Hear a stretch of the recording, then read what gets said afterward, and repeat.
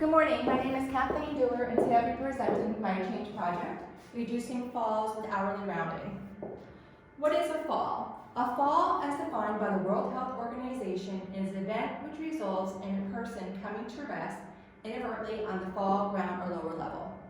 In older adults, falls are the leading cause of fatal and non-fatal injuries, and the second leading cause of unintentional and accidental deaths worldwide, with the largest occurrence of morbidity in people aged 65 and over.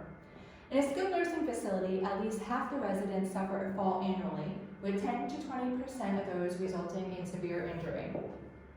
So who's at risk for falls? The elderly population aged 65 and over. For one, they have a lower metabolic rate and renal function. This adversely affects the pharmacokinetics and pharmacodynamics of certain medications.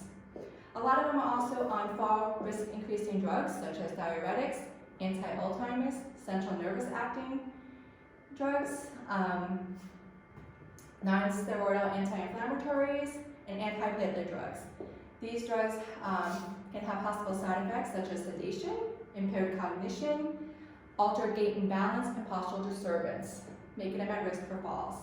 This population overall has a general weakness. Some cognitive impairment may be there. Often people in this population suffer chronic conditions such as COPD, arthritis, depression, or pulmonary disease, those all which put them at higher risk for falls. Those who are in a facility or assisted facility that depend on call lights for assistance are also at risk for falls if these lights are not answered or not answered in a timely manner. Those who score high in the fall assessment risk are also at risk for falls. This facility has a dementia and Alzheimer's unit. People with dementia or Alzheimer's are at double the rate of falls than those with normal cognition. For one, they're unable to use their call system, and for two, they're unable to make their needs known.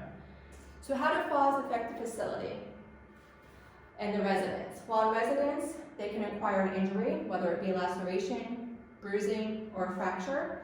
If they fall and they do not acquire an injury, they may have a fear of falling and limit their activities. And this limit their physical activities, putting them at limited mobility. They decrease their mobility, which decreases their strength, putting them at higher risk for falls. This also decreases their quality of life as they may become depressed or become isolated. It also can increase the length of stay if it had caused a setback in their progress. The effects of the facility is an increase of cost. Insurance does not reimburse for falls that result in dislocation, fractures, or head injuries. The facility may face fines and citations. They may even be sued by families. There's a decrease in number of available beds if the fall ends in injury and the patient needs to stay longer. It increases the demands on nursing. It increases the use of resources. Now you may need wound care nurse, you may need a specialist, you may need special equipment, you may need therapy that they didn't need before. It's also a negative indicator of the quality of care given. If your facility has a negative a reputation for negative quality of care, you're probably not going to see many patients coming through the door. So the identified community nursing diagnosis is residents in a skilled nursing facility at risk for falls related to age, muscular weakness, unsteady gait, and cognitive impairment, secondary to diagnosis and impact of medications as evidenced by history of falls and fall assessment tool score.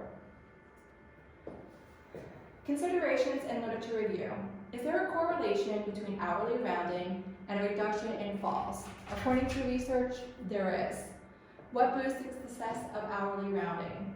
Proper education and implementation. What impacts does hourly rounding have on residents? One, it keeps them safe, it increases their quality of life, increases patient satisfaction, and decreases falls. These next three slides are in reference to some evidence-based studies.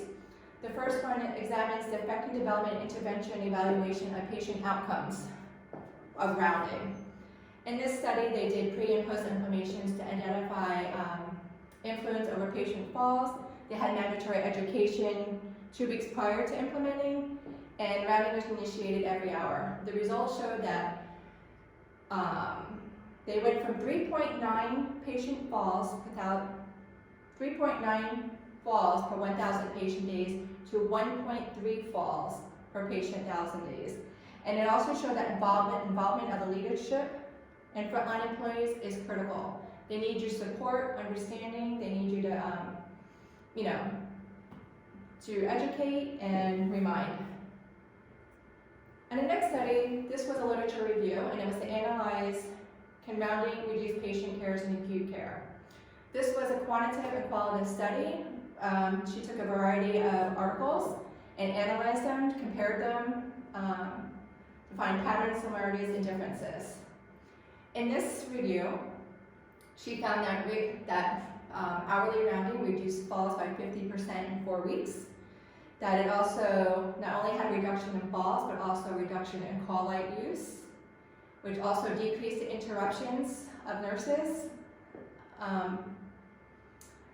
and reduced anxiety in patients and increased the perception of staff attentiveness. In this other study, this was to understand and to see how hourly rounding impacted the reception of patients. A survey was presented to 70 patients in the intervention groups and 75 patients in the control group. The results showed that there was a strong relationship between nursing rounds and overall health benefits and perspectives amongst the patients. The patients felt safer, and that there was a need to work more towards patient-centered benefits. So hourly rounding, what is it? Hourly rounding is an evidence-based fall prevention program for reducing falls in high-risk patients. It involves interaction with the patients in an organized and routine manner for their basic needs. This includes the 5 Ps: pain, position, porphyria, potty, and PUP. It is also a plan to achieve goals such as reducing falls, patient satisfaction, and increased quality care. Hourly rounding can be implemented by any member of the healthcare team. In this facility, it will most likely be implemented by the CNAs, but if you're in a hospital, it may be implemented by nurses. So there's many benefits of hourly rounding. We mentioned a few earlier. It builds trust between the residents. It reduces call light use, minimizing interruptions, improves perception of staff communication, staff responsiveness, and staff environment, increases patient and staff satisfaction, but most of all, it reduces falls. Our goal is to reduce the number of falls in this facility. This facility has 40 to 60 falls per month, and it occupies about 157 beds on average. We want to increase the quality of life, and we want to implement hourly rounding throughout the facility once the pilot has been completed. So the teaching methods for nurses and nursing support staff would include an educational plan. First, we would meet with the staff at 3 different times on 3 different occasions so all staff can attend. We would discuss residents who are at risk for falls. We would evaluate the knowledge of purposeful rounding. Do they know what rounding is? Do they know what the 5 Ps are? We would assess to see what their the staff satisfaction is with the current policy and procedures of rounding. Do they know about do they have knowledge of the falls occurring in the facility? Do they know how many are happening each month? Do they know what why they're happening? Do they know the results of the falls, whether there were injuries involved or not? We need to discuss the evidence-based hourly rounding and reducing falls. They'll need evidence on why we should do this. They need to be convinced why hourly rounding should be done, or else they won't want to do it. They need to believe that it is necessary. We need to educate on the use of the 5 Ps. We need to educate them on how to complete the hourly log. It needs to be completed thoroughly for continuity. And then we will ask for if they have any questions and answer them.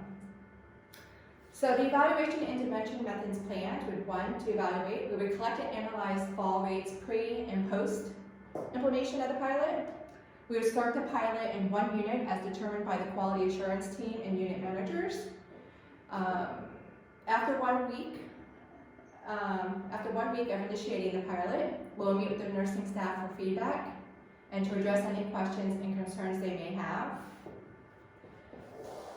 Weekly rounding logs will be collected and evaluated weekly. Again, that's for continuity, to make sure it's being done. We'll observe and spot check to see if the 5Ps are being implemented during rounds, as this is what makes hourly rounding purposeful.